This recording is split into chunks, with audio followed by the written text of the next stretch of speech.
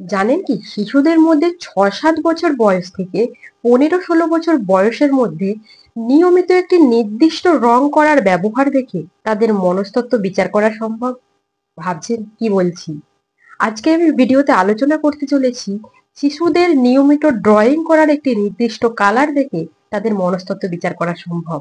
হ্যাঁ, আপনারা যারা এই বিষয়টি জানতে আগ্রহী তাদের অনুরোধ রইল ধৈর্য ধরে সম্পূর্ণ ভিডিওটি দেখার। ৬-৭ বছর বয়স থেকে ১৫-১৬ বছর বয়সী পর্যন্ত শিশুরা যদি একটি নির্দিষ্ট রং খুব বেশি মাত্রায় ব্যবহার করে থাকে, তাহলে কিন্তু তাদের মনস্তত্ত্বে এখন কি চলছে, তাদের মনস্তত্ত্বের অবস্থা এখন কি রকম আপনি সহজে বিচার করতে পারবেন। আপনি একজন পেরেন্টস, টিচার যাই হন না কেন, তার নির্দিষ্ট ড্রয়িং এর খাতাটা দেখেই আপনি সেই বিচারটি করতে পারবেন। সেটি কি কি?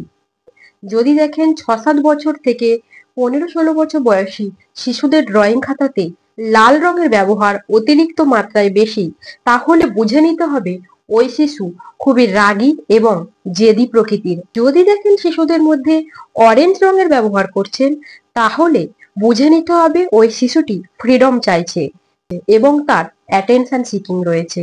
এছাড়াও যদি দেখেন শিশুটি ইয়েলো রঙের ব্যবহার খুব বেশি মাত্রায় করছে, তাহলে বুঝে নিতে হবে ওই শিশু খুব একাকী অনুভব করছে। সে চেষ্টা করছে একটি নির্দিষ্ট ইনার কর্নার খুঁজে নিতে এবং তার মধ্যে কনফিডেন্সের অভাব রয়েছে। এছাড়াও যদি দেখেন শিশুটি গ্রিন রঙের ব্যবহার করছে, সেক্ষেত্রে বুঝে নিতে হবে সে ইনসিকিউরিটিতে ভুগছে এবং তার কনসোলেশন সিকিং রয়েছে।